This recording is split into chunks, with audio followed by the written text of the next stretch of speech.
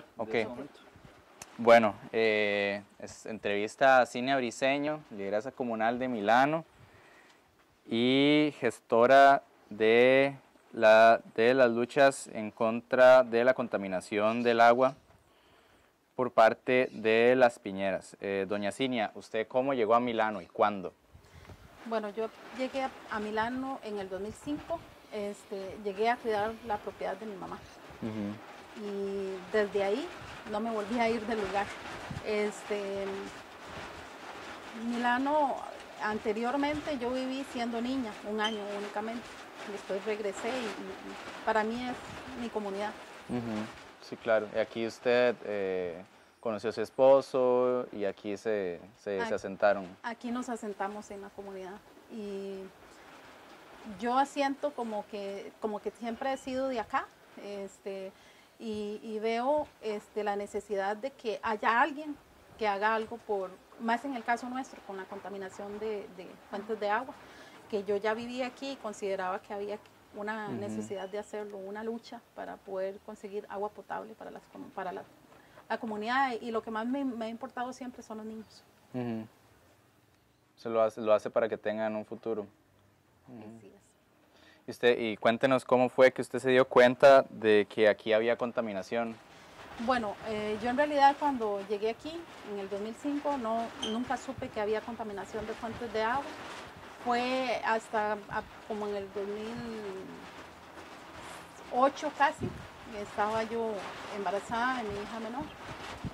Y puse un vaso en la mesa y tenía un asiento baboso, color verde, y olor muy feo. Entonces me fui y les dije que a la oficina y les dije que el agua estaba contaminada y me dijeron que sí, que si yo no sabía. Yo les dije que por qué no informaban a la gente, que era necesario informarle a la gente que yo estaba tomando agua y que yo no sabía que me iba a pasar a mí o a mi hija. Y a partir de ahí me nació la inquietud de ver cómo yo podía participar en una asamblea, porque me dijeron que yo no tenía voz ni voto, que no podía, o sea, que simplemente no podía hacer nada.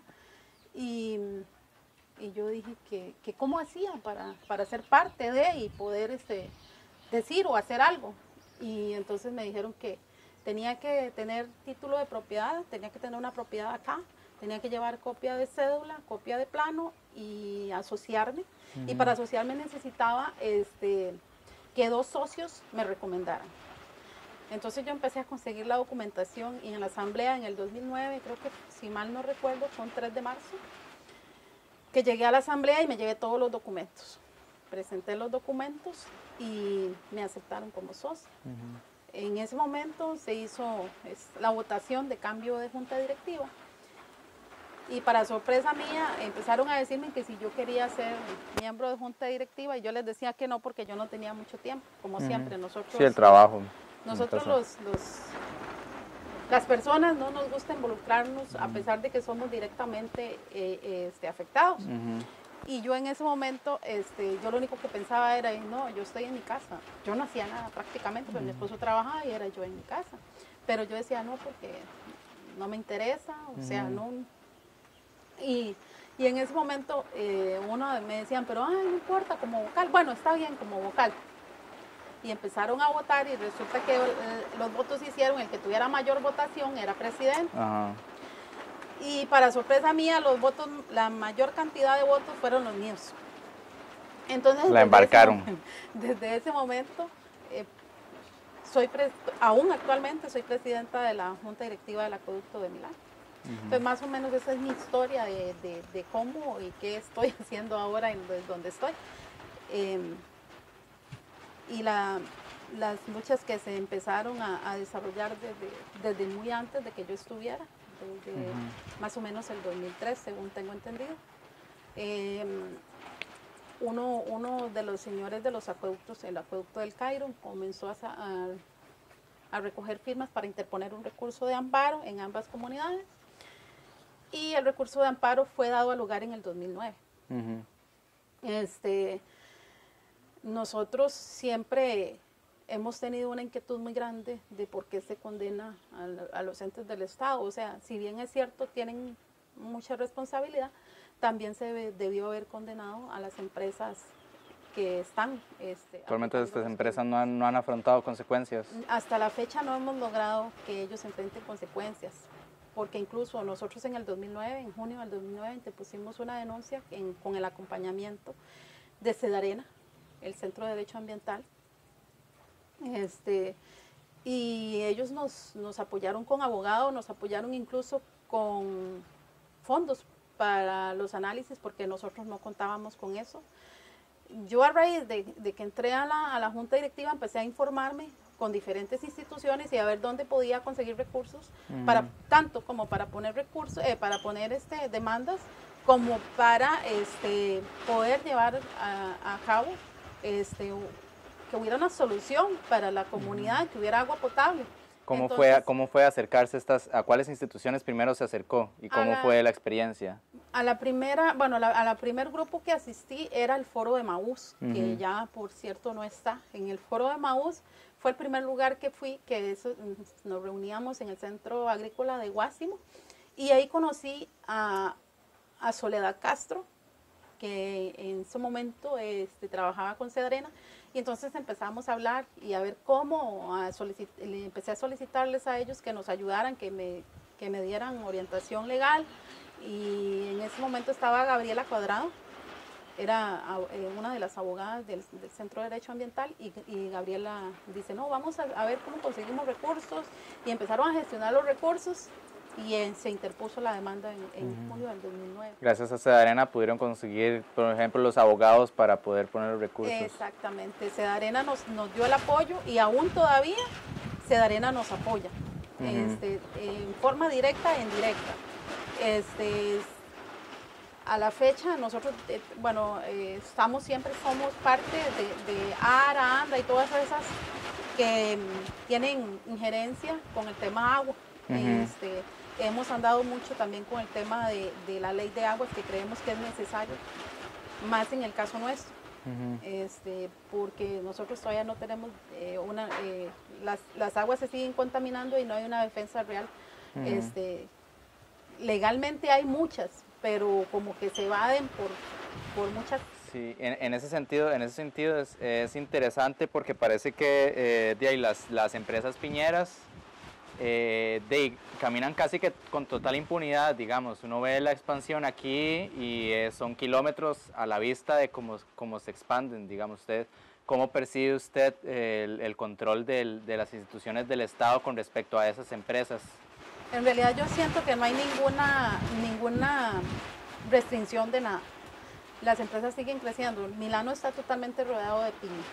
Nosotros el único lado que no tenemos piña es al lado del río Destierro, y porque colindamos con Pocora, que es un pueblo, y con Aer. Pero Luisiana, todo el sector de alrededor, frente, la otra área que tanto frente como detrás, ya tenemos piña. Y ha seguido creciendo más. Y yo digo que el problema no es tanto la piña, sino los químicos que utilizan. Y una de las conversaciones que tuve con uno de los ingenieros agrónomos de Corporación del Monte, en un momento me dijo, le pregunté que por qué era que ellos no sembraban piña en forma, por lo menos no tan orgánica, pero que fuera más amigable con el ambiente. Y lo que me contestó es que no es rentable para la institución. O sea, que si ellos siembran piña orgánica, tienen que venderla más cara, encarece el costo, la mano de obra es más cara, todo cambiaría, y ellos no les sería rentable sembrar piña, porque en este momento ellos producen en una planta 2 veces al año. Una planta produce solo una vez al año, y con este montón de químicos que le echan, ella pues lógicamente va a producir más, porque aceleran el proceso. Y todos los químicos, además, también usted debe conocer mucha gente que trabaja en este tipo de empresas, digamos, y también que ha presentado problemas de salud y, por ejemplo, irrespeto a sus derechos laborales. Yo estuve hace poco con un grupo con Oxfam Alemania, bueno, hace como 2 años.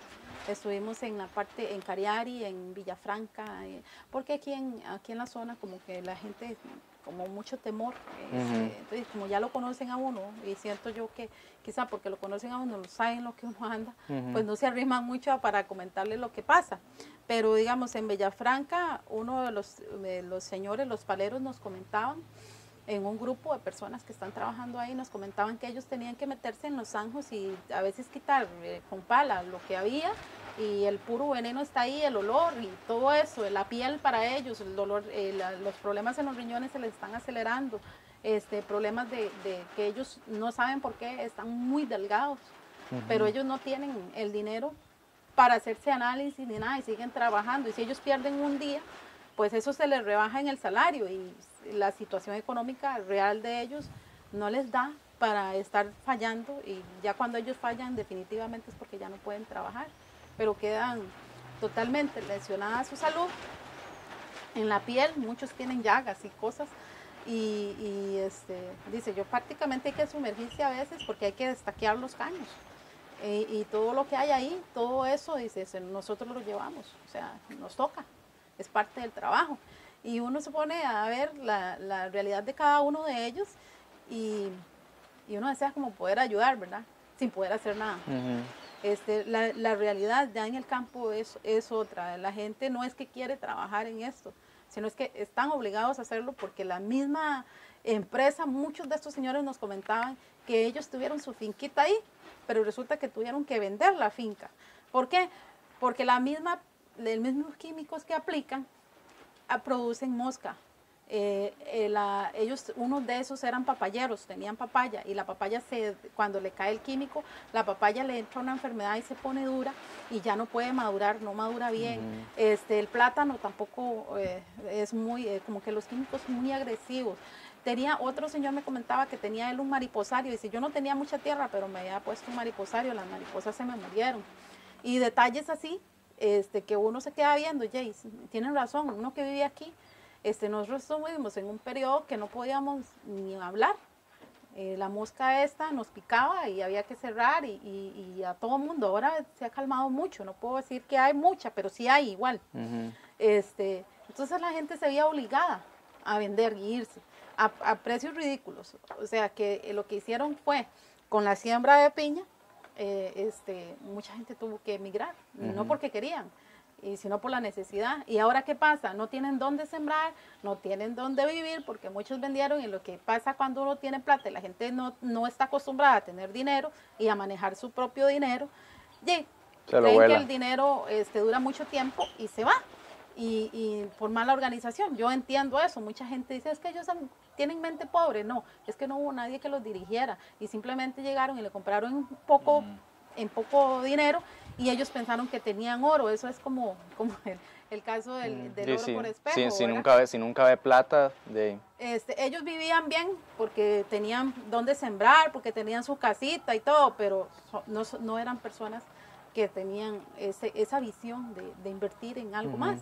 Entonces yo a veces creo, sí, la crítica, que por qué vendieron. Mucha gente habla y habla de este tema, y se ríen de esas personas, pero yo creo que son personas que necesitaban, y que necesitaban una orientación, y no que les hicieran esa agresión que les hicieron, porque eso es una agresión.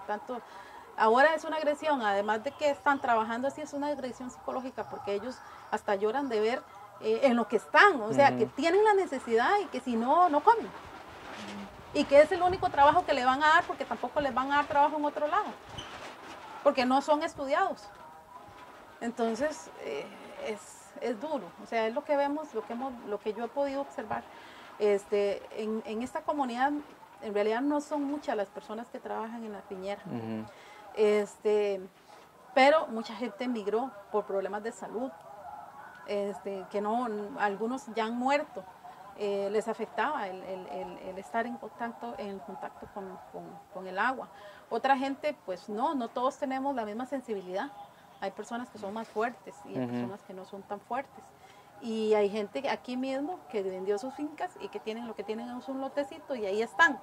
Pero ya no pueden sembrar nada. No pueden sembrar nada. Sí. Y yo sí creo que hubo mucha negligencia de parte del Estado y todavía la sigue habiendo. No, de hecho, que ya ahorita se sabe que desde el 2005 las instituciones sabían que el agua estaba contaminada, pero prefirieron callar. Sí, y lo mismo viene pasando ahora en la zona de Pital. Hace años que todo el mundo sabe, pero lo tienen callado y nadie quiere hablar. Entonces, igual, hubo una recomendación según leí una documentación de un estudio hidrogeológico que se hizo de parte de la IA, de Moisés Bermúdez, donde dice que si hay cambio de uso de suelo en la zona alta, donde está la cuenca de los acueductos de Cairo y Milano, pues era muy posible de que se contaminaran las fuentes, y esto fue en el 98. O sea, ya se conocía, ya había una recomendación, ya había una alerta, y aún se omitió todo esto, se pasó por encima y la gente sufrió un tiempo muy largo con contaminación de fuentes, con problemas de salud que no hemos podido nosotros todavía decir a ciencia cierta que han tenido esos problemas de salud ocasionados por los agroquímicos, pero que por obvias razones. Sí, uno sabe, ustedes saben, ustedes viven aquí y ven cómo funcionan las cosas y ven cómo han cambiado además. Exactamente. O sea, ¿cómo es posible que muchas mujeres sufrieron de abortos espontáneos y no va a ser apegado a los químicos? ¿Y cómo es posible que han habido personas con problemas gástricos, niños sobre todo, en una población muy pequeña, de 67 estudiantes en el entonces, hace aproximadamente unos 5 años, donde 10 tienen problemas gástricos? O sea, no es normal. Yo tengo la experiencia con mi hija, tiene problemas, yo tengo que estarla llevando, la menor, y uno dice, pero ¿qué necesidad tenía ella? O sea, ningún chiquito que esté sufriendo en este momento de problemas gástricos o intestinales a raíz de, porque eso no creo que sea otra cosa, es a raíz de eso. Son muy pequeños, las mamás nunca han descuidado a los niños muy pequeños de no darle la comida a las horas ni nada de eso. La mamá, sería yo decir que son muy pocas. Si hay, en esta comunidad puede haber una, poniéndole mucho, si hay, que creo que no lo hay. Porque las mamás en eso son muy responsables, en darle la alimentación a sus hijos. Y aquí no hay una necesidad como decir que hay gran pobreza para que un niño no pueda comer. Entonces, a mí me parece que ese es un tema que no ha querido abarcar ni el Ministerio de Salud, ni ninguna institución. Ni el MINAE, ni el CETENA. Nadie ha querido responsabilizarse en realidad, ni el Estado, menos las empresas. Ni las empresas. Las empresas, mientras no haya un precedente que realmente se siente, que nosotros logremos, no se van a mover. No se van a mover. Después de ahí nosotros estuve buscando otras alternativas.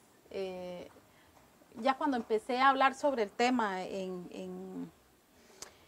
abrimos conferencias de prensa en la Asamblea Legislativa, empezamos a gestionar la ley de aguas y empezamos a llevar firmas de los niños de la escuela de Pocora. Ya esto, disculpe, ya esto era cuando usted como presidenta del acueducto. Como presidenta del acueducto. Pero en conjunto con ¿qué otras organizaciones? Con Sedarena, estaba Kioscos Ambientales,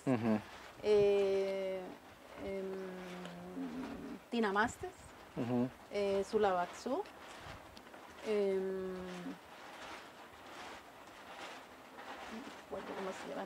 Habían varias que nos empezamos también a organizarnos con el Frente Nacional de Sectores por la Expansión Piñera. Eso cuando empieza del 2007. Cuando desaparece el foro de Maús, nosotros tomamos un acuerdo con el finado Carlitos Arguedas, que para mí fue el que me metió en todos estos enredos. A mí empezó me llamaba mucho la atención cómo él defendía su tierra y cómo se decía él, bueno, yo hasta que muera dejaré de estar haciendo esto. Y yo decía, ¿qué corazón más grande tiene? Y de ahí empecé a involucrarme mucho con todo. Yo quería como agarrar el cielo y que todo se solucionara, que todo fuera como una utopía, que yo siempre quería que esto se terminara. Y a veces desilusiones, porque hacíamos intentos, íbamos a la asamblea, hacían denuncias, porque interpusimos, después de ahí, luchamos de que el Cairo pusiera la denuncia. El Cairo no, hasta la fecha nunca puso una denuncia judicial. ¿Por qué creen que pasó eso? No tengo, la verdad yo no puedo decir, yo lo que he sentido es que hay gente que teme mucho al poder que hay, al dinero que hay detrás de estas empresas. Hay gente que ha recibido amenazas o sienten solamente, yo puedo decir solamente una vez tuve una amenaza. ¿Y cómo fue? Y en el caso de otros compañeros, Carlos Argueda de Sierra Linda incluso tuvieron denuncias y también les tiraron bombas molotov, que llaman, donde ellos a las estaban. casas. Aquí lo único que yo recibí fue una vez un documento, un papel con recortes de periódico, donde decían que si yo seguía haciendo denuncias, pues la familia mía era la que iba a tener, o sea, que se iban a meter con mi familia. La verdad yo no lo tomé muy en serio, ni tampoco lo tomé muy en serio, porque me pareció más de película, como más de eso, ¿verdad? Y sin embargo lo llevé al abogado. Y le dije, si a mí me pasa algo a mi familia, ¿qué está eso? Después de ahí lo único que recibí fue que querían comprar la propiedad a muy alto dinero. A los otros le ofrecían muy poco y a mí me querían. Como para sacarla de aquí. Eso fue lo que yo entendí, entonces yo dije que para qué querían la propiedad no era mía, pero yo tenía un poder generalísimo, que es el que manejo. Entonces con ese poder generalísimo yo podía comprar, vender, hacer lo que quiera con la propiedad. Y cuando yo le dije, no, si es para piña, no. Yo y entonces después de ahí me di cuenta que el señor que venía no era un intermediario y era para piña. O sea, entonces yo creo que el señor como que cuando yo le dije si es para piña no sé qué pensaría o no sé qué le dio porque me hubieran dicho no es para piña nada más. Sí. Pero pasó que no volvieron más a hacerme la propuesta. Pero a mí en ese entonces me pagaban 20 millones como en el 2010, 20 millones por hectárea. 20 millones por hectárea. Ese fue el ofrecimiento. ¿Y a las otras gente como cuánto le ofrecían? 4 o 3. 4 o 3. Incluso hubo gente que pagó todavía hace poco, vendió en 4 millones.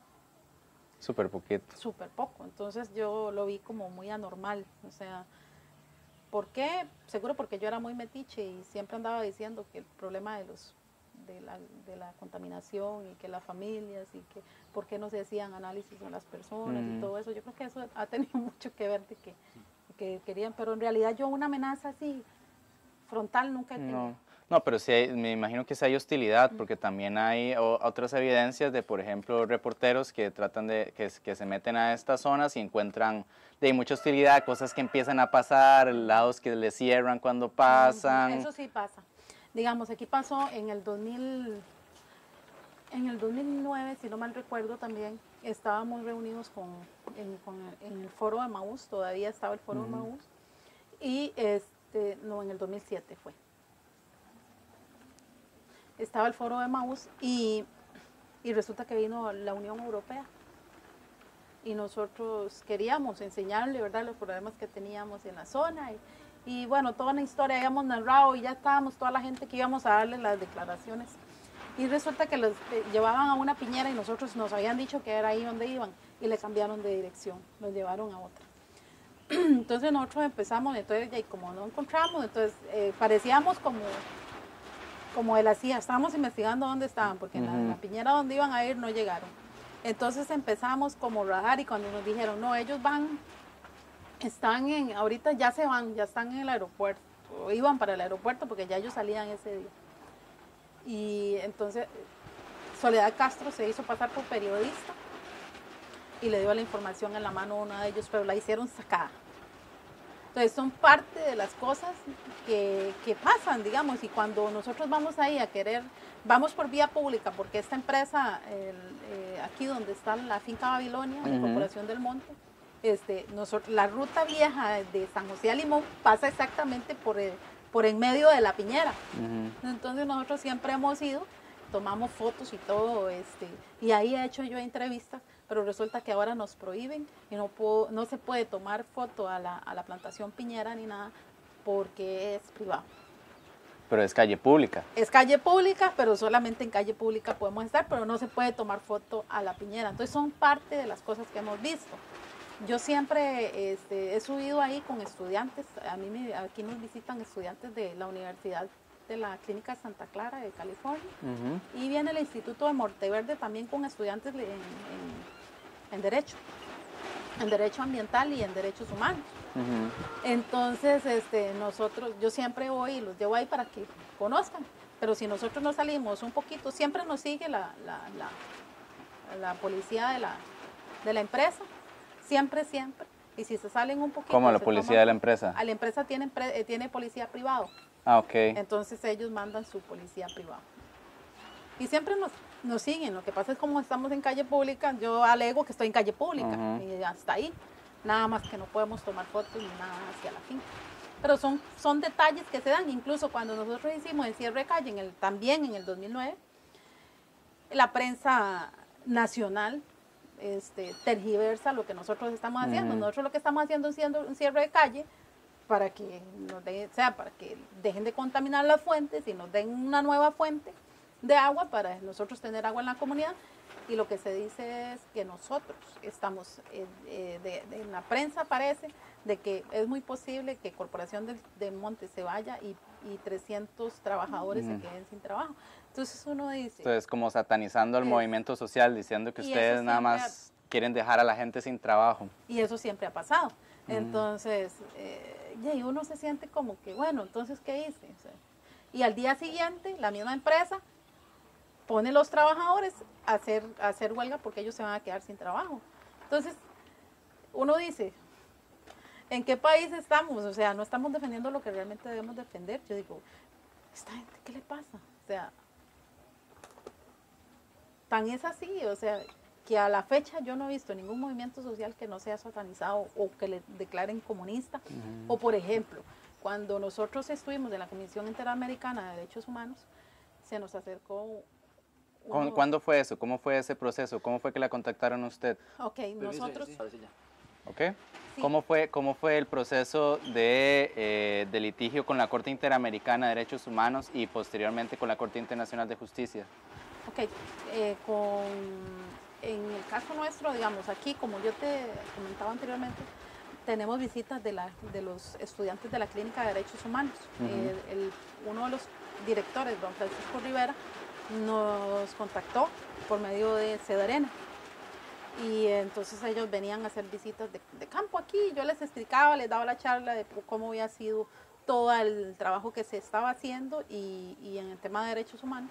Y entonces una de las estudiantes me dice, ¿qué podemos hacer para ayudarle? Y cuando ella me dijo qué podemos hacer para ayudarle, yo le dije, mire, yo la verdad no sé cómo, pero si ustedes tienen el medio de ayudarnos, de ver legalmente, internacionalmente, porque ya vimos que en el país no se puede, y nos pueden ayudar, sería una gran bendición. Y además, lo que yo les conté aquí, que no se quede aquí.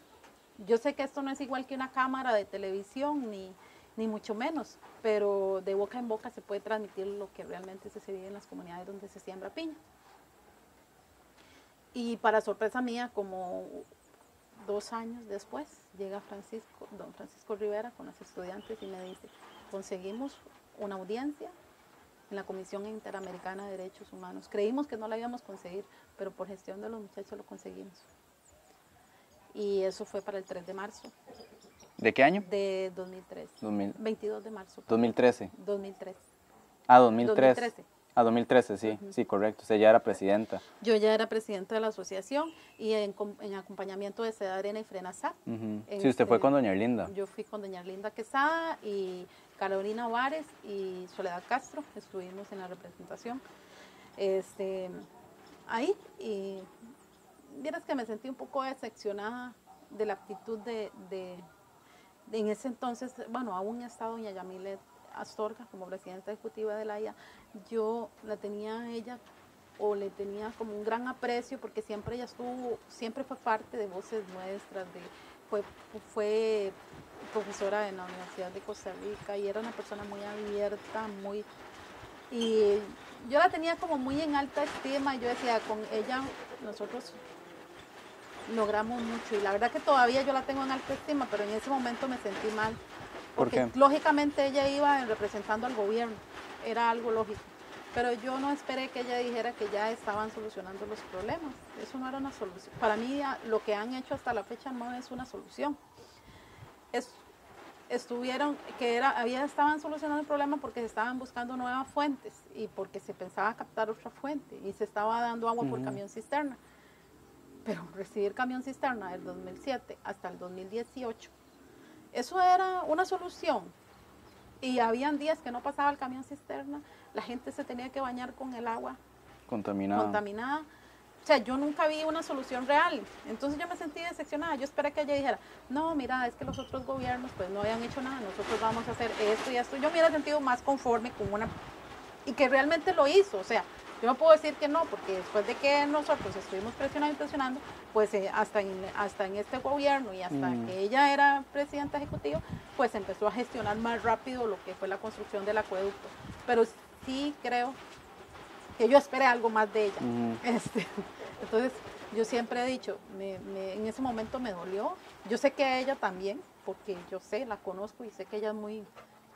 Ella trató de ser lo más correcto posible, pero siempre he creído que la gente que llega a gobierno tiene que ejecutar lo que dicen más arriba. Y duele, y por eso es que cuando a mí me han dicho, mira, ¿querés? No quiero nada con política, porque la política es sucia y todo el mundo te ofrece. Y usted puede caer, ¿y para qué? ¿Con qué necesidad? Si usted lo que quiere es estar bien y hacer las cosas bien. Y eso, de eso, digamos, de la Corte Interamericana, ustedes pasan un proceso en la Corte Internacional de Justicia. Ahorita todavía no hemos pasado ahí. Todavía estamos viendo a ver cómo interponemos la denuncia en la Corte.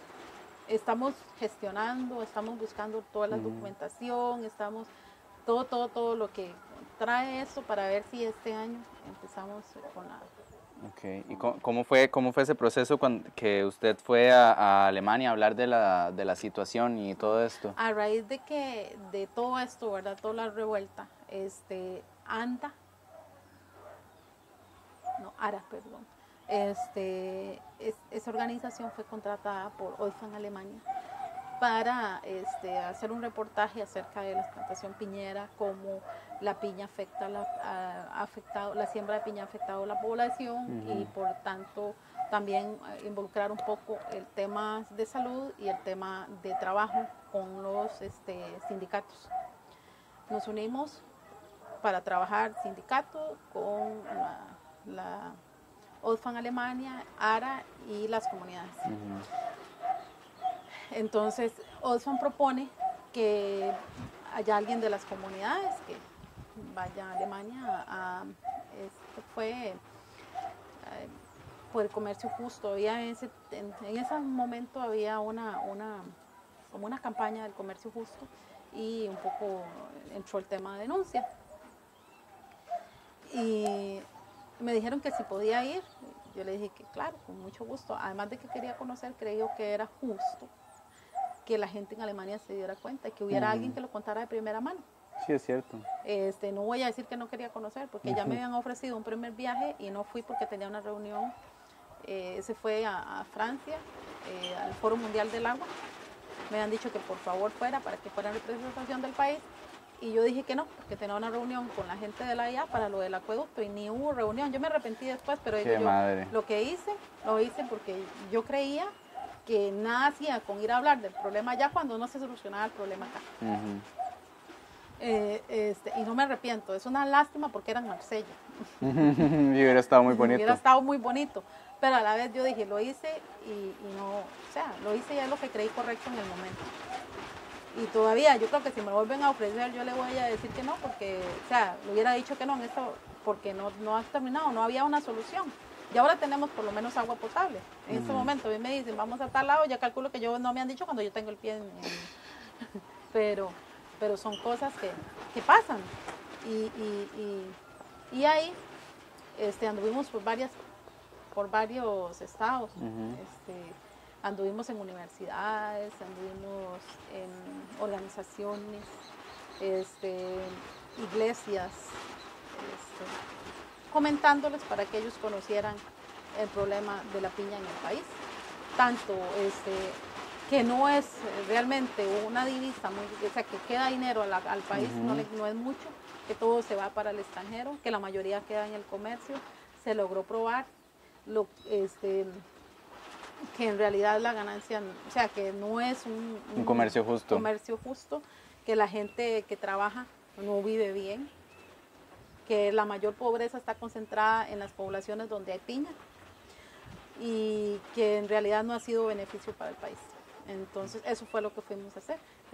Existe un documental a raíz de esta visita y yo creo que fue para mí una bonita experiencia y mucha gente, muchos alemanes se preguntaban ¿por qué? O sea, que Costa Rica se vende como un país ecológicamente equilibrado y que es muy lindo y que aquí no pasa nada y que cómo es posible que esté pasando eso.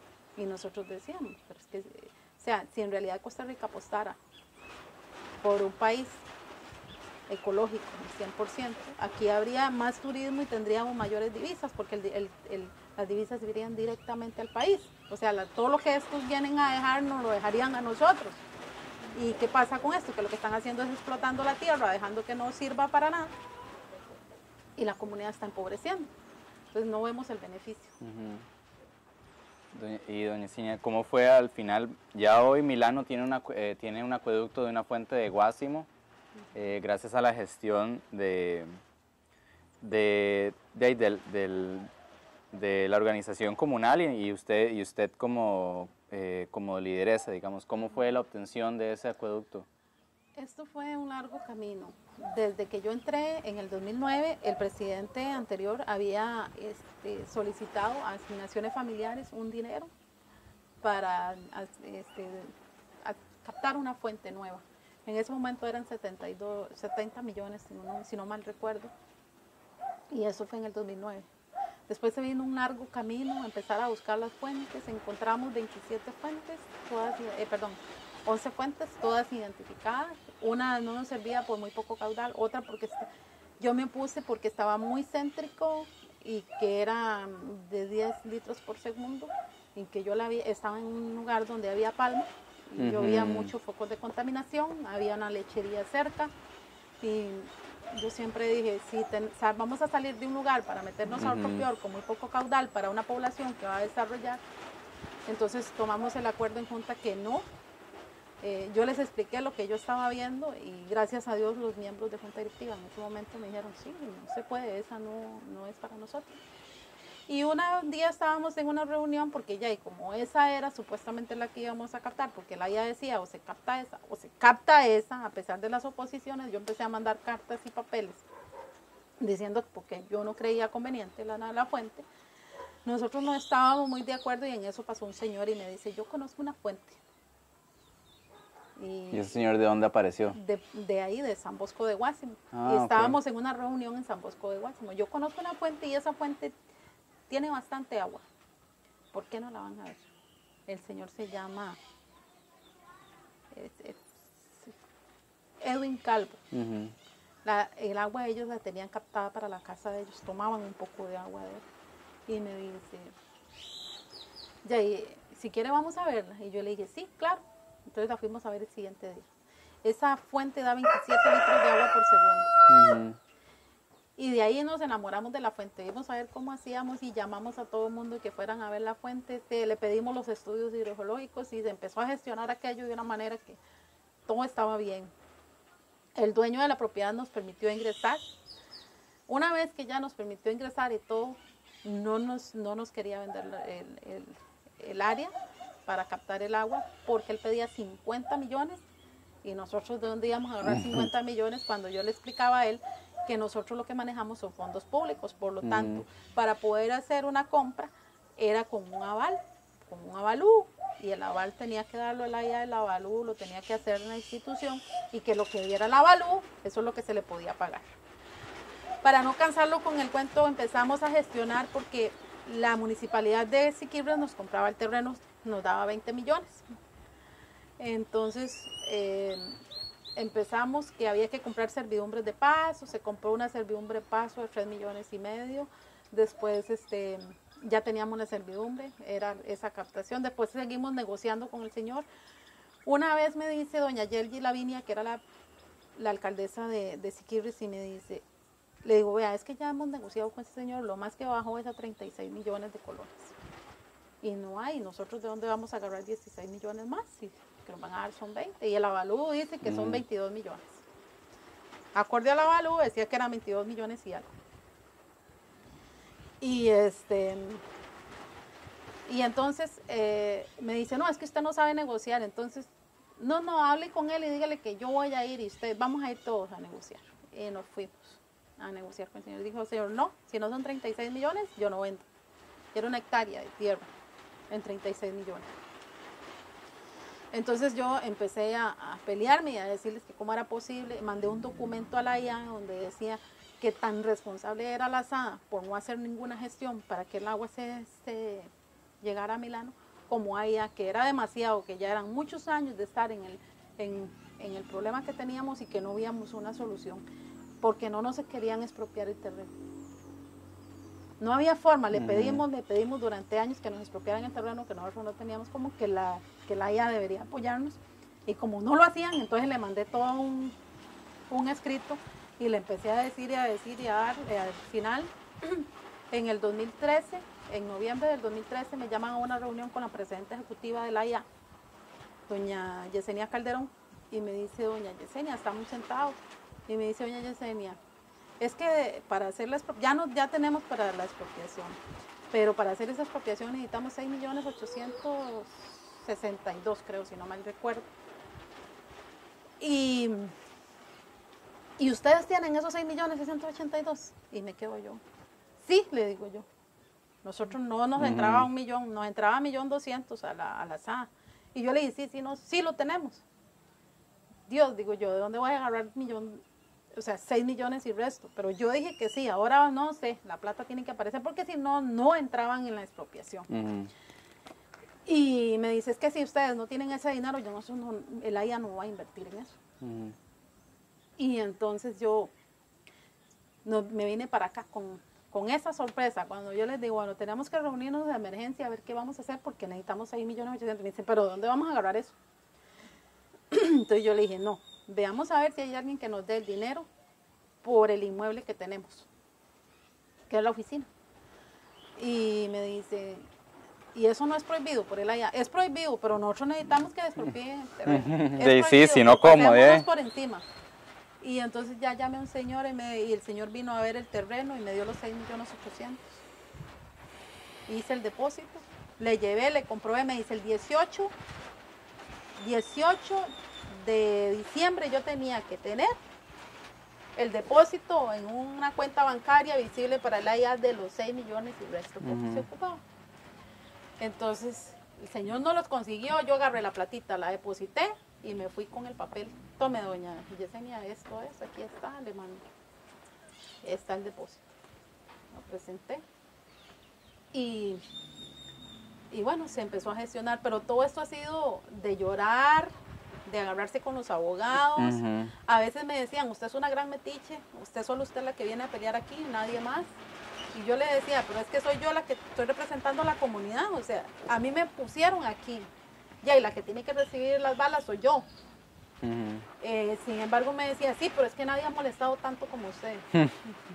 Entonces yo decía, yo a veces lloraba de ver, al menos con el abogado de la IA, don Rodolfo Lizano, 2 veces me hizo sentir muy mal. Ignorante era poco. Y yo decía, pero ¿por qué yo aguanto esto? Y yo decía, no, es que yo tengo mis hijas allá, hay muchos niños, yo tengo que pensar y tengo que seguir adelante. Yo no me voy a poner a morirme con esto. Y ya, entonces ya no lloraba ni nada, porque las lágrimas me salían. y entonces, y ya agarraba fuerza y yo decía, no, es para adelante. Y gracias a Dios, bueno, después de ahí se vino un tiempo, mucho tiempo para que se hiciera la expropiación, pero ya en el 2017 Al final, a principios del 2017 me dicen que ya está la expropiación. Tuvimos que hacer los pagos de peritajes y todo lo que hubo, eso lo cubrimos, la sala lo cubrió todo el tiempo. Y ahora de último me dijeron que tenía que hacer un depósito que todavía no me han notificado, como de 175,000 colones. Me dijo la licenciada, me llamó una vez y después no me volvió a llamar, Yesenia. Ella es de la IA, la que nos llevó el caso al final, doña Yesenia. Y a partir de eso empezó la construcción de la eso, tubería y todas esas cuestiones. Ya empezamos con otro problema. Sí, otra bronca. Otro problema que era, bueno, primero que no habían, los fondos todavía no estaban para el presupuestado, después que ya se presupuestaron. Y ya presupuestado empezamos a trabajar. Y nos damos cuenta de que el agua no sale, se hace la captación. Tenemos problemas con la captación porque la captación estaba durando mucho para construirse. Tuvimos problemas con el ingeniero porque una parte de la captación se cayó y ellos dicen que no. Nosotros nos dimos cuenta que sí porque hasta un video tenemos. Entonces yo les decía que estaba mal reforzada y bueno, fue todo un pleito eso. Entonces usted no tiene una idea de todos los pleitos que nos hemos ganado con esto, hasta con la misma población, porque lo que se contrató fue gente de la comunidad, con el fin de dar trabajo a la comunidad y que nosotros tuviéramos el respaldo de que el trabajo fuera garantizado, porque la gente al ser de la comunidad pues sabían que el agua venía para ellos, pero no toda la gente tiene compromiso. Y de ahí empieza que después hay un tope que nos decían que había que bajar como 7 metros y que teníamos que contratar máquina topo. Y que la IA no tenía dispuesto dinero para eso. Contratamos una empresa, Coprodesa, no teníamos el dinero, empezamos a gestionar préstamos por otro lado, a ver cómo hacíamos para poder contratar la máquina. Y hablamos con la empresa, hablamos con la sala herediana. La sala herediana nos prestó 2 millones de colones. Le depositamos a la empresa 2 millones de colones para iniciar el trabajo. Y se inició el trabajo, no, porque nos decían que el presupuesto, o sea, que este año no tuviéramos acueducto. En este momento no hubiera agua en Milano, porque era para el 2018, para iniciar, para ellos presupuestar para el 2019. Entonces no se empezaba en el 2018. Perdón, en el 2018 se hubiera empezado. Porque para tener agua este año. Algo así. Entonces nosotros dijimos, no podemos seguir en esto. Nosotros tenemos que hacer algo, la Junta Directiva tiene que hacer algo. Y gracias a Dios, don Carlos Mejía y los compañeros que tengo, don Carlos Gamboa, doña María y Laura, pues nos dijimos, ya es mucho tiempo, o sea, hagamos algo, echémonos al agua, vamos a ver qué vamos a hacer. Vamos para adelante. Y empezamos y ya, bueno, pasamos esa zona que era imposible y resulta que tuvimos que pagar una maquinaria porque el tubo, la máquina algo se le quebró ahí, tuvimos que hacer de feria, que ya no teníamos dinero, tuvimos que ver de dónde conseguíamos más dinero, como unos 700,000 colones más. Y además de eso, adelante nos aparecen vestigios arqueológicos. Hijo de 200 metros. Y resulta que tenemos una regente ambiental de la IA que no nos permite hacer nada, entonces ya llaman al museo, interviene el museo y nosotros vimos más largo que nunca. Sí, sí. Entonces, bueno, la forma, vimos a ver si, les preguntamos que si la forma de poder intervenir, si lo podíamos hacer con topo. Y entonces nos dijeron que, hicieron la investigación y nos dijeron que sí. Entonces la máquina topo nos cobraba 10 millones más. 10 millones más. Porque eran 200 metros, no eran 5 metros, eran 200 metros de conexión de tubería. Ya, que nos tocó ver de dónde y que la empresa nos ayudara, que a la fecha le estamos debiendo como 6 millones. Hijo de hemos tratado de ir pagando, pero muy difícil. Le pagamos aquí a uno y al otro no le pagamos la caja y el otro mes no le pagamos al otro y ahí vamos. Sí, es que ya adquirieron muchas deudas para poder tener el acueducto. Después llegando aquí, nos damos cuenta de que no hay presión de agua suficiente y que con la tubería que tenemos no podemos abastecer a la comunidad bien, entonces tenemos que hacer una inversión de 17 millones para colocar tubería de 6. Y hablamos con una empresa, pusimos la tubería de 6 y ahí estamos embarcados todavía con esa empresa. Y en este momento en realidad lo que estamos debiendo son 26 millones de colones.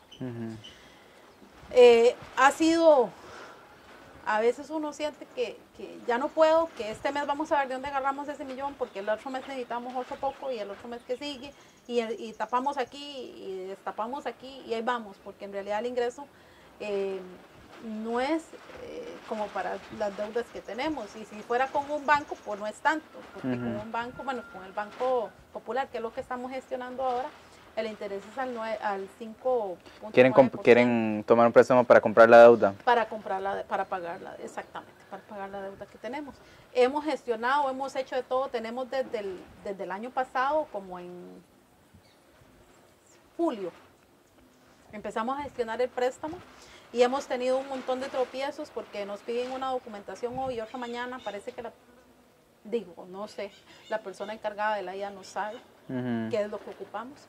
Y entonces nos piden documentación como que, bueno, que les hace falta tal cosa, que la otra, el otro mes. Y entonces yo últimamente les he dicho que, bueno, que me digan qué es lo que ocupan para yo finalizar el préstamo. Ahora actualmente me comunican que tenemos que volver a actualizar los estados de cuenta de nuestra asociación a diciembre, porque nos tienen que hacer un flujo de caja en el Banco Popular.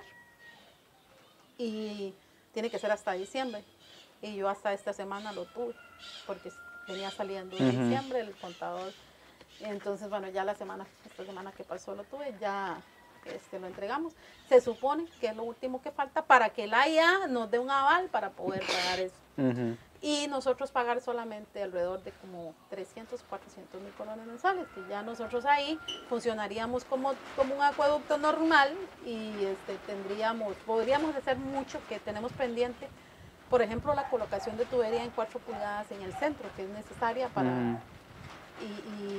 o sea, son cosas que está la tubería, tenemos todo, ya estamos gestionando para la mano de obra que la va a donar el Ministerio de Trabajo. Y todo eso se ha hecho, pero no hemos podido lograr de salir de donde estamos, porque es un círculo vicioso. Te decía que nosotros tenemos que pagar, digamos, la caja no se paga este mes, el otro mes la pagamos, por ejemplo. Porque no nos alcanzó, porque hay que pagarle a fulano. El otro mes, necesitamos, porque la empresa Coproesa se le tienen que pagar 300 mil colones, porque a la otra tienen que pagarle otros 600 y a la otra 1.600.000 colones, que no hemos podido pagarlos en un mes, porque hay que pagar para que siga funcionando, para poder conseguir los préstamos, para poder hacer todas esas cosas, hemos tenido que ir tapando un hueco con otro, que tan es así, que los acueductos de la Herediana y el acueducto de Suerre nos tienen prestado 3.600.000 colones. Y hay un señor de la comunidad que nos prestó 1 millón de colones, o sea que de esos 26 millones hay que pagarle a esas asociaciones y a esa gente que se le debe. Sí, a mucha gente se le debe. Y mucha gente nos ha apoyado, tenemos gente de la comunidad que yo puedo decir que han confiado en nosotros y nos han dado dinero prestado así, sin un papel y sin una nada, que ya se les ha pagado, gracias a Dios, pero nos dicen, sí, está bien, yo le presto eso y cuando ustedes puedan me lo devuelven. Pero es que también de ahí han visto todo el trabajo y usted ya ha visto como un cambio también en la actitud de la gente, porque en otras ocasiones nos ha contado que a veces la gente piensa que se están robando la plata, que están ahí solo para ver qué agarran, digamos, pero ya hoy, digamos que hay agua potable y que al fin se puede tomar agua normalmente. ¿Qué cambios ha visto? Yo siento una percepción diferente, ya no hay tanta crítica, pero no pasa de ser, ¿verdad? Siempre los ladrones son los que trabajan en las organizaciones sociales, comunales, porque siempre vamos a seguir siendo ladrones, siempre, y hacemos las cosas mal. Pero yo siempre he creído que uno no lo hace por lo que digan, lo hace porque le gusta o por convicción, porque creen que lo que se está haciendo bien. Yo creo que eso es lo que me ha mantenido ahí.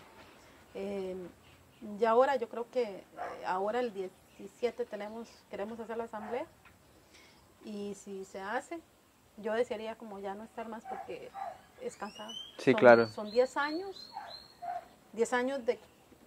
de decepciones, de alegrías, de pleitos, porque yo soy muy peleona, de discusiones, de que la gente no entiende que uno quiere hacer algo. Por ejemplo, se están colocando medidores y no, es que aquí no se pueden colocar medidores porque yo no permito, porque... Pero ¿por qué? Si es por ley, o sea, la gente no entiende que el afectado al final, si no se colocan los medidores, si no se colocan todos es ellos mismos. Y que yo también puedo verme afectada porque resulta que por ley yo tengo que colocarlos y si no los coloco, entonces resulta que a mí me cobran el salario de 6 meses por un trabajador del Poder Judicial, o sea, más o menos 1.600.000, 1.700.000 colones. Y eso la gente no entiende, y no a mí, no solo a mí, sino a todos los miembros de Junta. ¿Es responsabilidad nuestra hacerlo? Sí. Pero la gente no logra entender y uno les explica y les dice, vea, es que no quiero. Vea, para no discutir, vea, yo he tenido que hacer eso. Cuando dicen, no se pone medidor, llamar a la policía y no, déjelo, dígale, está bien, déjelo ahí, no le diga nada. Llamar a la policía y decirle, necesitamos el acompañamiento porque estamos poniendo medidor. Tiene que venir la policía. Y cuando ya está la policía, entonces se enojan porque dicen que uno los está tratando como delincuentes. Ajá. Y yo le digo, no, lo que se hizo fue para no crear conflicto. Porque si nosotros le vamos a poner el medidor y usted se enoja, saca machete, el otro también, y eso se hace un conflicto. En cambio así, lo que estamos haciendo es apegándonos a la ley. La ley dice, esa es la forma, esa forma lo estamos haciendo. Y entonces vieras que a veces uno dice, ¿estaré haciendo las cosas correctamente? La gente no capta que tuvimos muchos años sin agua y que podemos quedarnos sin agua nuevamente por no hacer el buen uso del agua, porque es mejor que el agua se vaya ya limpia, que se vaya aquí, que todo el mundo bote el agua y que vaya sucia allá, que ya no hay ni forma de tratamiento, porque aquí ninguna casa tiene planta de tratamiento, ni siquiera una biojardinera. Entonces, ¿qué estamos haciendo? O sea, viendo que tuvimos tantos años con el problema de contaminación y todavía no queremos permitir eso, o sea, yo digo, no, es que no hay conciencia, no estamos dando cuenta o no nos queremos dar cuenta. Y con... Ok. Bueno, ahorita hablemos un poco de lo que viene para Milano. Hay bastantes proyectos que ahora que Milano tiene agua, se están desarrollando aquí. ¿Cómo es que está ese asunto? ¿De dónde vienen esos proyectos y cómo cree que va a cambiar Milano? Es muy lógico que ya viendo agua y el agua trae desarrollo a las comunidades. Eso es lógico. Ahora, el INDER tiene un proyecto grande en la zona que es como un pequeño Senada en Limón y está para construirse en Milano. Tenemos unas pequeñas fincas de como 3, 4 hectáreas donde hay 80 familias que tienen que verse beneficiadas con el agua de la comunidad. Pero también están viniendo desarrolladores. Tenemos desde hace mucho tiempo, como unos 7 años, un desarrollador que quiere hacer como 130 casas en el centro de población, a los cuales con la Asociación de Desarrollo en ese entonces y la SAA llegamos a un acuerdo que ellos nos aportaran dinero para el proyecto del agua, traer el agua a Milano. Ellos hicieron el aporte del pago al estudio técnico y están anuentes a toda la inversión que haya que hacer y nos han ayudado cada vez que se ocupa y uno le dice, mira, ellos siempre han estado, no se ha empezado el desarrollo, pero ellos siempre han estado ahí. Estaban vigilando ahí. Exactamente.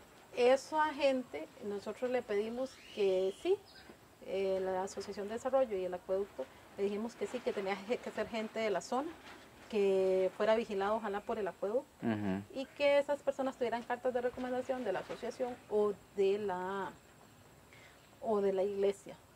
De no importa cuál iglesia, pero que trajeran alguna carta nada más diciendo que son personas y que no es que nosotros queremos lo mejor, no, pero que sea gente de la zona más que todo, que no nos traigan gente de la Carpio ni de ninguno de esos lugares, que es lo que ha pasado en la zona, que ha venido mucho problema social. Como que económico. Como que antes aquí era muy sano andar y ahora hay mucha droga y roban mucho, se meten en cualquier casa y todo eso. Y sabemos que ha sido influencia a raíz de todo esto. Ellos vienen no trabajan en el campo, no conocen nada del campo, son personas que no tienen estudios, son personas de bajos recursos económicos, los meten en una casita, pero no les dan empleo. Entonces ya ellos lo que hacen es o se meten en vicios o ya los traían y entonces esto provoca, desencadena un problema social económico. Entiendo. No es que no los queremos aquí, sino que este problema es que no hay trabajo para ellos tampoco. No hay ni para la gente que hay, mucho menos traer gente. Entonces, lo que hemos tratado de negociar con esta gente es que ellos sea gente de la zona, no importa, de todo Limón, no importa, pero que sea gente que ya viva acá, que no gente vamos a traer de afuera. Porque hay mucha gente que tiene la necesidad en la zona. Después hay otro desarrollador que incluso nosotros habíamos planteado que esas casas venían para acá, alrededor de 200 casas, a la hora de pedir el agua para la comunidad, pero ellos no quieren hacer ningún tipo de inversión. Igual con el INDER, tenemos problemas porque al INDER le estamos pidiendo que hagan el estudio técnico.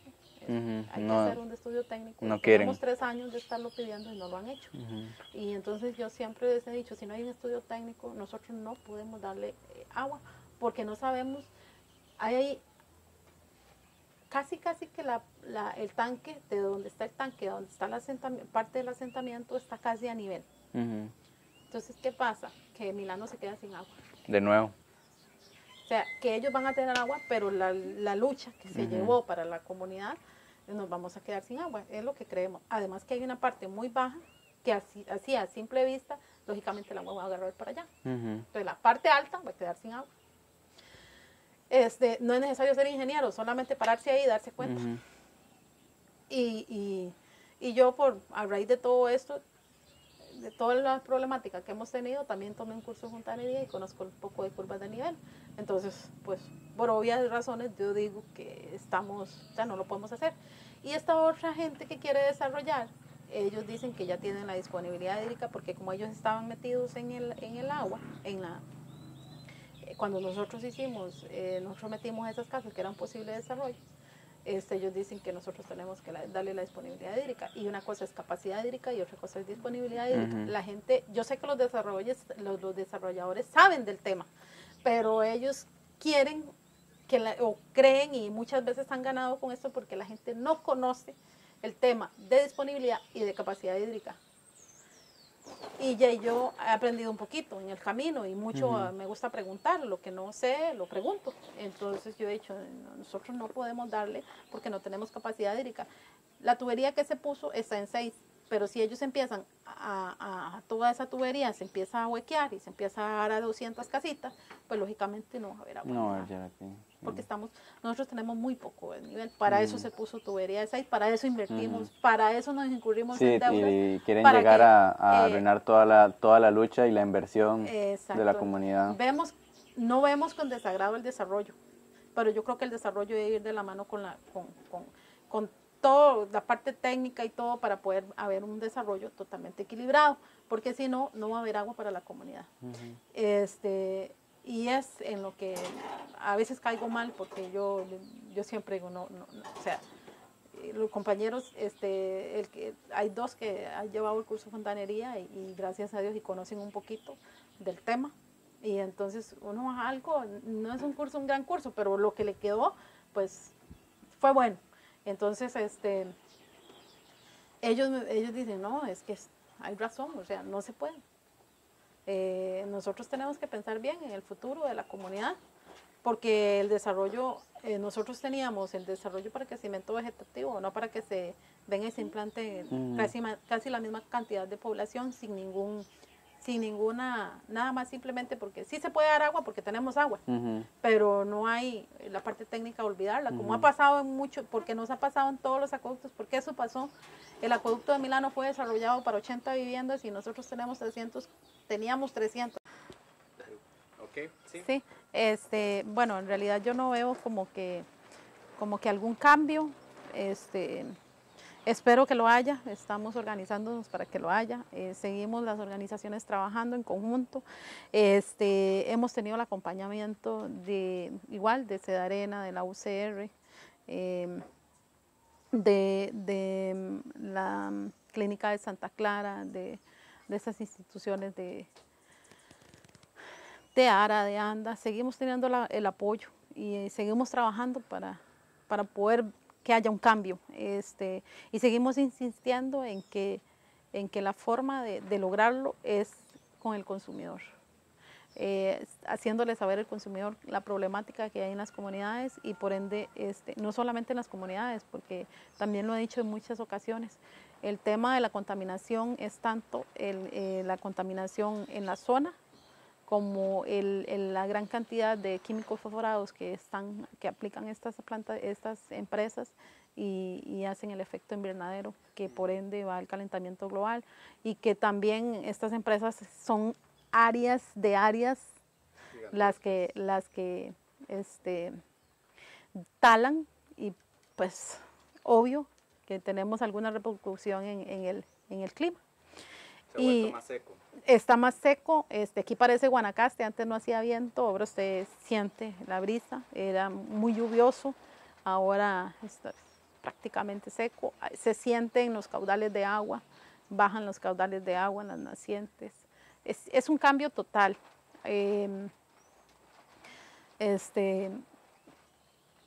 Yo digo que ya estamos, la gente todavía no quiere entender, y hasta nosotros mismos a veces cortamos un árbol sin sembrar por lo menos unos 6 más. Son errores que cometemos y repetimos los errores, que no solamente en la zona, sabemos que California está sufriendo lo que está sufriendo, y no es porque no hicieron nada, sino porque hay un gran impacto. Sabemos que incluso en México el problema de la contaminación de aire, y en Guatemala el tipo olla que se está haciendo porque están secando las cuencas, y nosotros estamos viendo todos los impactos y lo vemos y lo estamos repitiendo y seguimos repitiéndolo, porque el ser humano, nosotros nos consideramos seres inteligentes, pero yo siempre he dicho que tengo mis dudas, porque no hacemos nada para lograr una diferencia. Y a mí me agrada mucho que el acompañamiento de los jóvenes, y yo sé que el trabajo los hará cambiar, pero por lo menos hicieron algo, porque para usted trabajar tiene que ir de acorde con lo que lo rodea, no puede ir en contra. Y si uno va a vivir siempre como voy, como vivo yo, como viven muchos que viven con lo que tienen y tranquilos, no hay una superación, porque usted no puede pretender más, porque nadie le va a dar trabajo. En cosas que no sean agradables para los demás. Entonces, yo entiendo esa parte y la entiendo muy bien, pero sí es importante que conozcan, que sepan lo que realmente está pasando, y que los tontillos del campo no son tan tontos como todo el mundo dice. La gente que vive en el campo conoce bastante, y eso es importante que lo conozcan. Perfecto. Muchísimas gracias, doña Cinia, Me gusta. por tanta información valiosa.